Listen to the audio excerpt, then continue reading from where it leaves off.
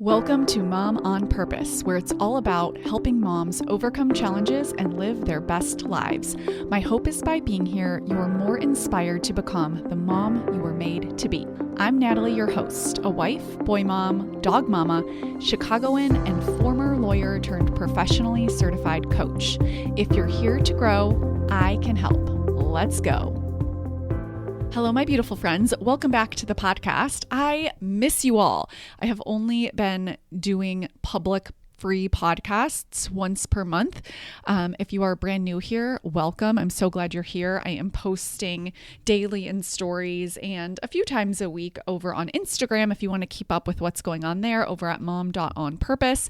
I also have been super busy creating more content for you that's upcoming this year. I am creating a brand new signature course called Become the Mom You Want to Be, and I am deep diving into the frameworks that I use and have used for the last several years, coaching thousands of clients, and I think you are absolutely going to love it. I have not got the waitlist page up yet, but this is my reminder to myself that I will do that hopefully this week, and I'll send you an email so that you can get on the waitlist. You are going to want to be on the waitlist, my friend, because I'm going to do like a special fun promotional offer with the big discount before I actually launch the course. And so you got to be on the wait list in order to take advantage of that.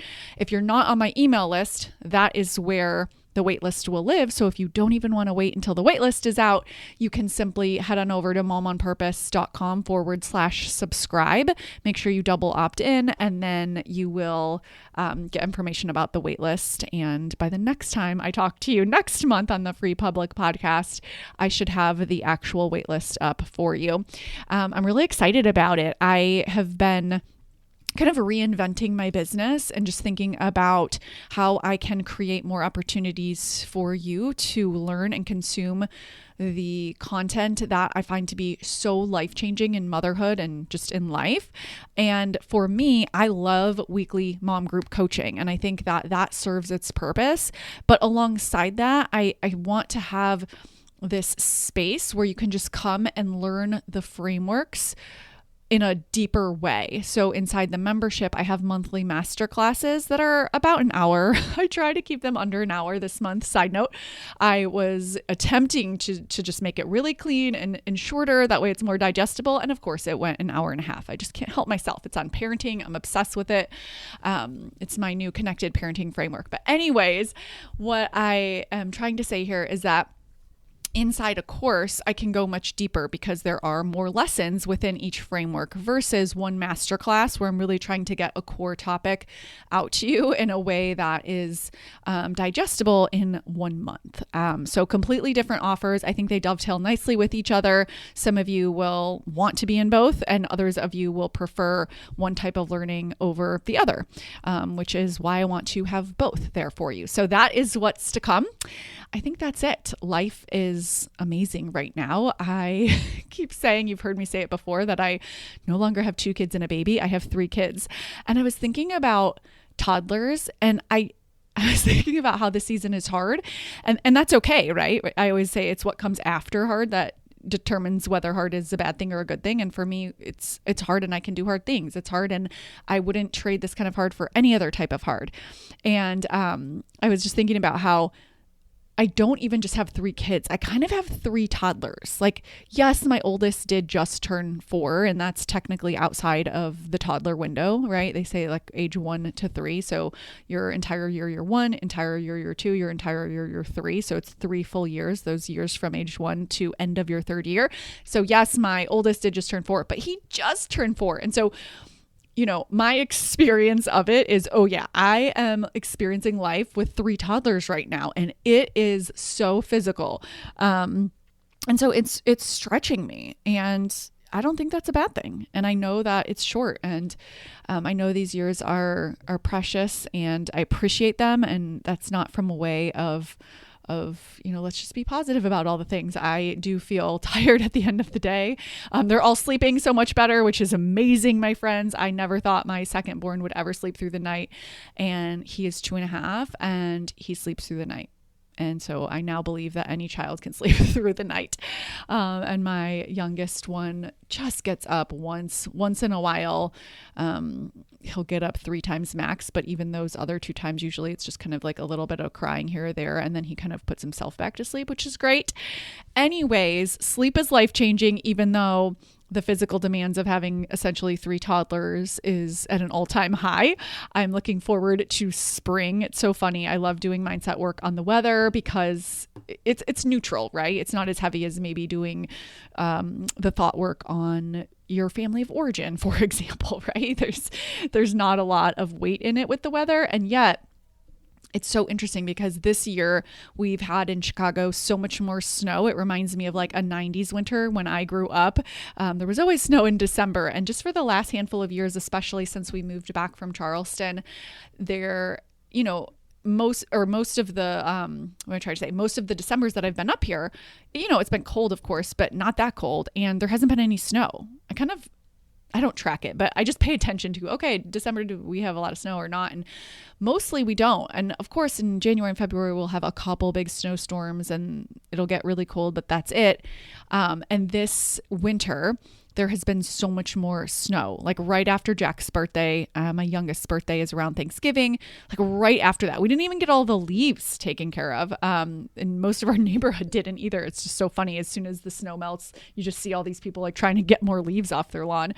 And so it has felt like, it has felt long, and there's just been a lot of snow. And so trying to do thought work around it in real time is really helpful because, again, it's not heavy. There's no morality to it. And yet I find myself, kind of internally complaining, like, this is too long. I don't want to be here in this winter for so long. And, wishing away the weather and the season and noticing that first and separating my thoughts from the facts and getting curious about it and just deciding more deliberately what I want to think. It's sort of my 3-part thought work framework that I've been using so much. So noticing what I am thinking and understanding that I'm having thoughts and that those thoughts are optional, and pulling those thoughts apart and deciding on purpose how I want to think. It is an art, my friend, and I have spent years doing it, and it continues to be the number 1 skill that I'm obsessed with, and I truly believe is the secret to motherhood and life.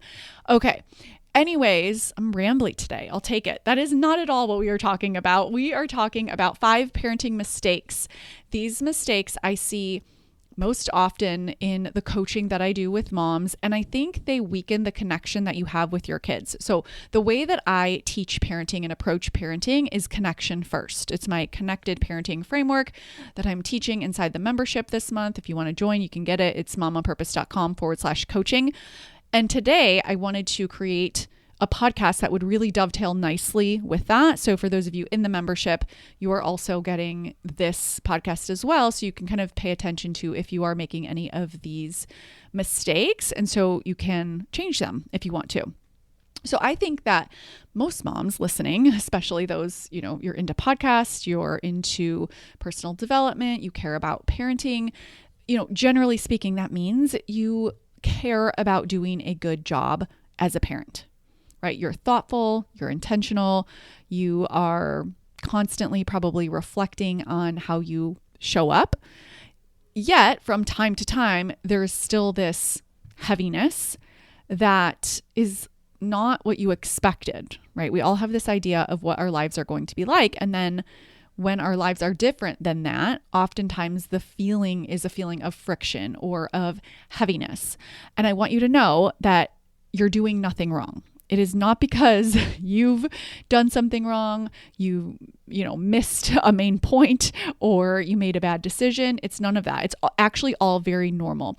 It is simply a result of the modern kind of world, modern motherhood that we live in right now, combined with the primitive brain. The primitive brain is quietly working against you. And if you're not taught this, which I wasn't growing up and most of us are not taught this, then that becomes the default way of operating. And so very practically speaking, that means that you can be overly focused on the negative and hypercritical and always in that kind of doer energy and connection can become something that you're having to remember to do, not the default. And that's really hard because connection is what lasts. Connection is what you have when your kids get older. Connection is also what fosters cooperation. And so I see these patterns over and over. I've been there myself. I do a lot of work to manage that and to show up differently, to manage my brain. And I think understanding these mistakes, I want to go through 5 specific mistakes with you. I think we'll just give you some perspective and help give you something to go off so that you can make the change if you want. And with most of my content, especially for you're here, you're a busy mom, it's not about trying harder. It's not about doing more. It's about shifting where your effort goes, right? We all have a limited capacity. And yes, you can expand your capacity, but also the high achieving moms I work with tend to overfill their capacity containers so that, they're not taking care of themselves. And so with parenting, with motherhood, I like to think about making shifts instead of doing more. And I find that to make the work so much more enjoyable and manageable. It's like you're already doing so much. Instead of doing more, let's just shift what you're doing to do it differently so it's more effective for you. All right, let's dive in. The first mistake that I see is letting your child's happiness or your child's performance define your success as a mom. I see this so much, and it will rob you of the joy of motherhood. It also is unhelpful for your child. And I think it's something that we don't even realize is happening. And it definitely weakens the connection that you have with your kids and the connection that you have with yourself. So if you only feel like you are succeeding as a mom, if your kids are happy or if your kids are performing well, whatever that means to you, right? They're getting the grades you want them to get. They're behaving how you want them to behave.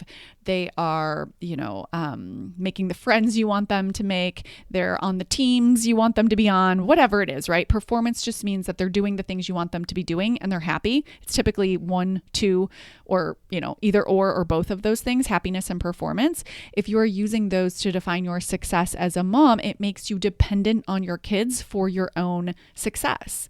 And that, it makes motherhood so much more miserable because it's outside of your control.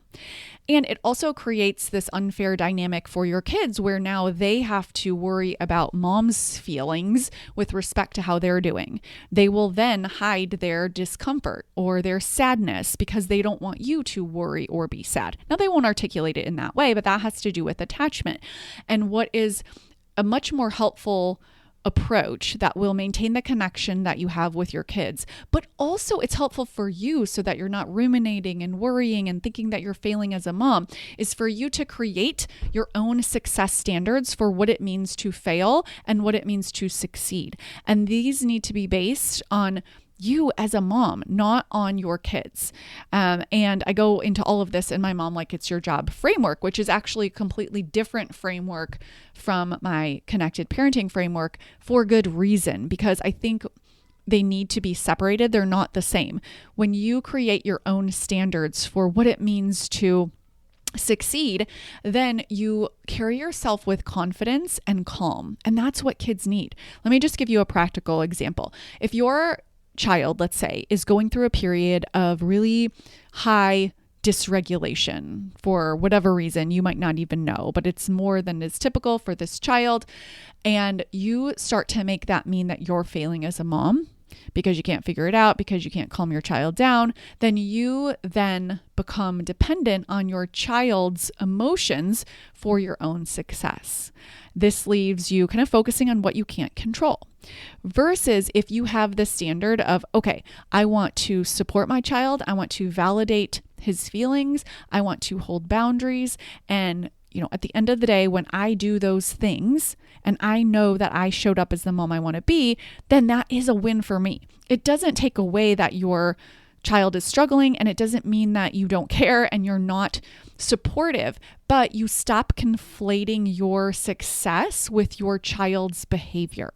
It is so extraordinarily helpful for you as a mom because you'll step into a sense of leadership as a mom where you can support your child and love them and be with them, but you won't hang your emotions on whether they're happy or whether they are like performing well, doing well in school. It's like you can create your own happiness and still support them when they are going through a challenge.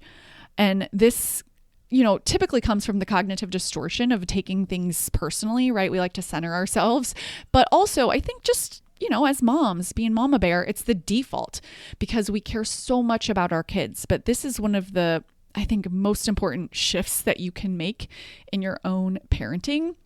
And it really impacts the rest of your life because, those of you with adult kids know that the way that you feel with respect to their decisions doesn't change once they are outside the home.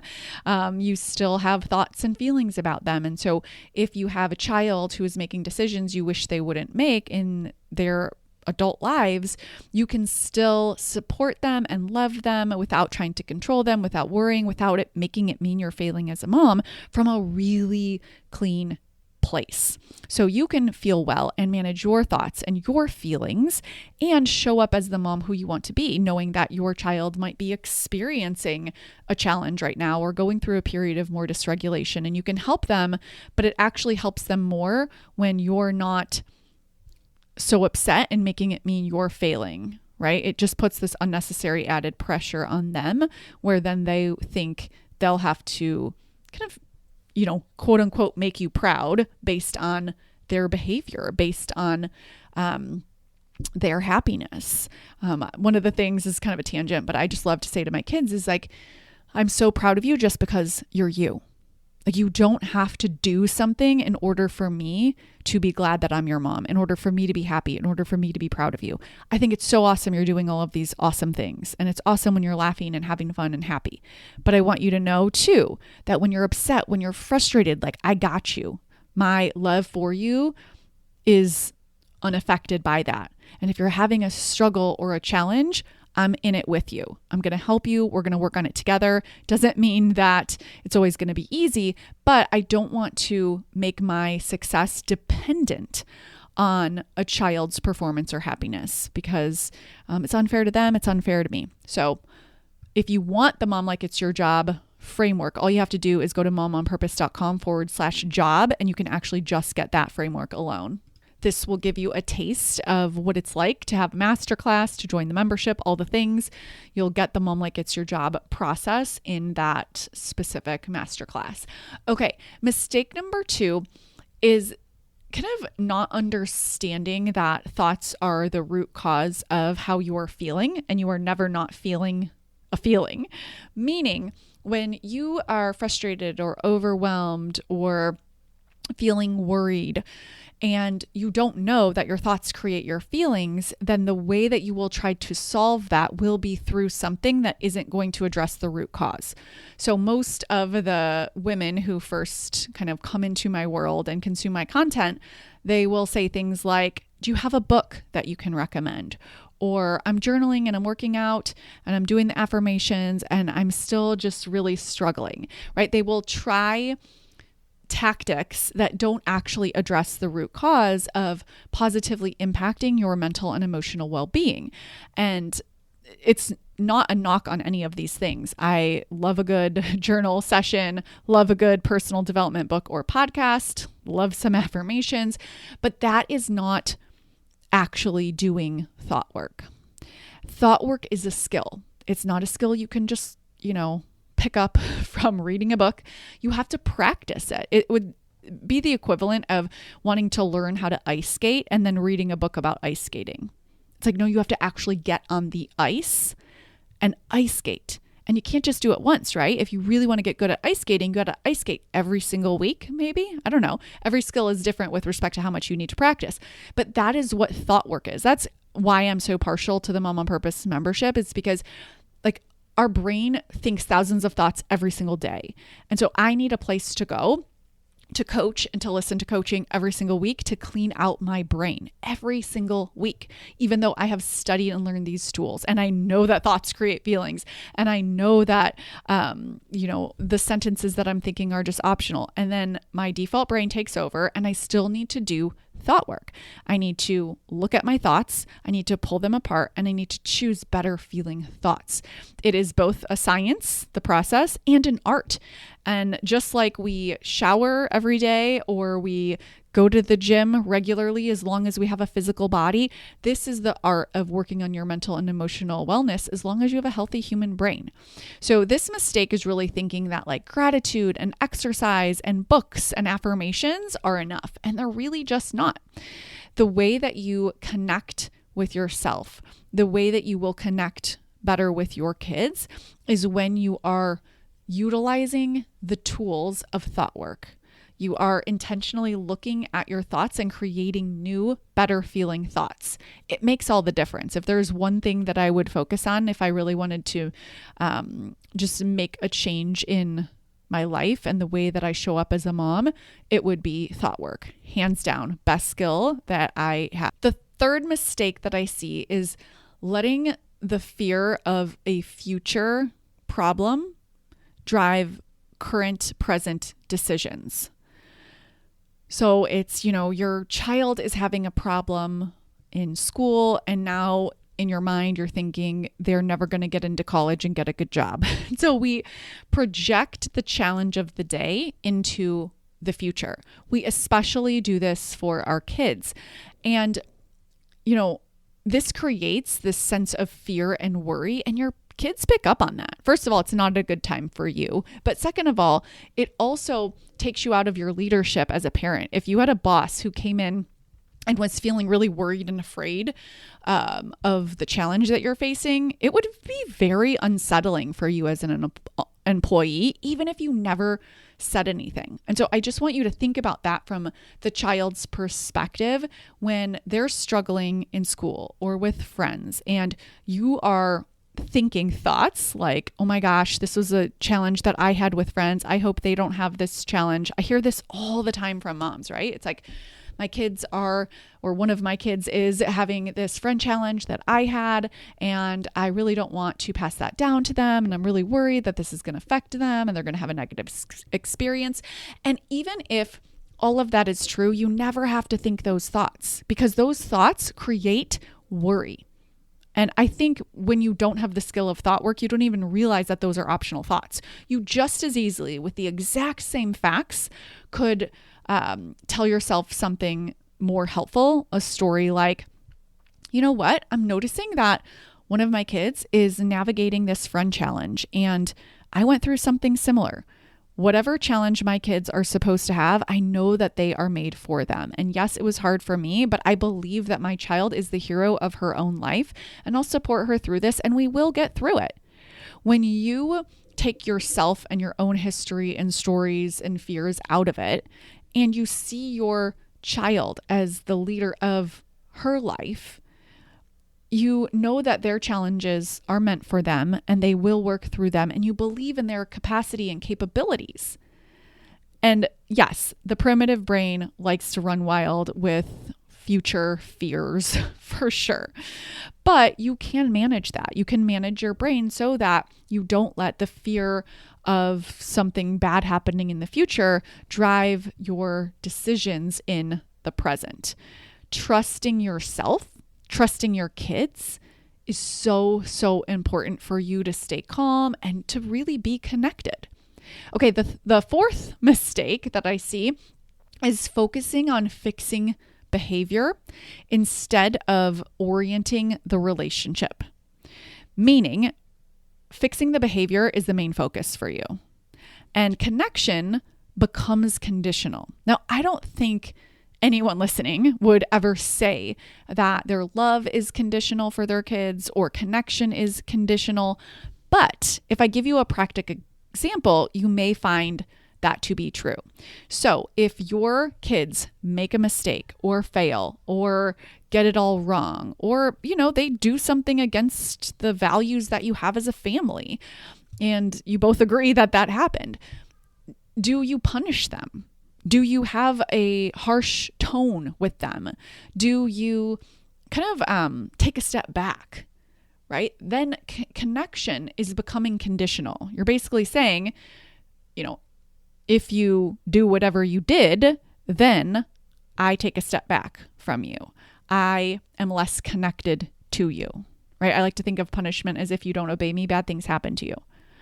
And I don't want to use that type of parenting because I want my parenting to be about the relationship. Now, I live in the world of real children who are developing skills, and it is full of dysregulation and mistakes and the hitting and the kicking and the biting and the fighting and all the things, right? I have 3 boys, of course, but I still keep connection as the main foundation. And so the art of it is learning how to hold boundaries from warmth. And that is very different than focusing on correcting behavior. So if you're in fix-it mode all day and you correct behavior with your kids as like the main way of being, I do think that negatively impacts the foundation of your relationship. Just imagine if you had a spouse who was just super critical of you all of the time, right? And so you don't have that connection as the foundation. It's the same thing in parenting. I do think that, again, this is never intentional. It's just a product of either how we were raised or just not having the other skills to create that connection. And so you're in a lot of judgment, you're in a lot of fixing, you probably have some perfectionism tied in there. And the first step really is noticing it so that you can change it. It's seeing that connection isn't built through correction. It's not, okay, when you are perfect and do all of these things, then I'm going to connect with you. It's, I'm going to connect with you. I'm going to prioritize the relationship. I see you. I love you just as you are. Then any teaching or correcting. So connection is built through how the relationship feels before correction. This is a tool, my friends, and it can become something that you get really skilled at that I am so grateful to have done the work on, because just as a type A firstborn daughter, former attorney, I definitely have the strength of correcting, meaning I know how to look for what's wrong, right? It's a useful skill if I am reading a legal brief. It is not useful when it's overused in my home with my kids. And so being able to turn that dial down, turn up the connection dial, and connect with my kids strengthens the foundation of a relationship and makes it a lot easier for me to hold boundaries and to correct because I feel solid in our relationship. And so it feels very appropriate versus, if you're not connecting, if you're not seeing your kids, then it could feel like you're correcting all day long. And so just notice that. Are you focusing more on fixing behavior versus prioritizing connection and orienting towards focusing on the relationship? Okay, the last mistake is just believing that more effort equals better parenting. I definitely fall into thinking this way on default. I think that just high achieving moms are especially prone to this because we always want to do more and learn more and try harder. And I just loved remembering like doing nothing is also a great parenting strategy. Just being with your kids, resting, relaxing, closing that nervous system loop, being with yourself, just telling yourself that more effort doesn't mean better parenting, could really allow you to do less.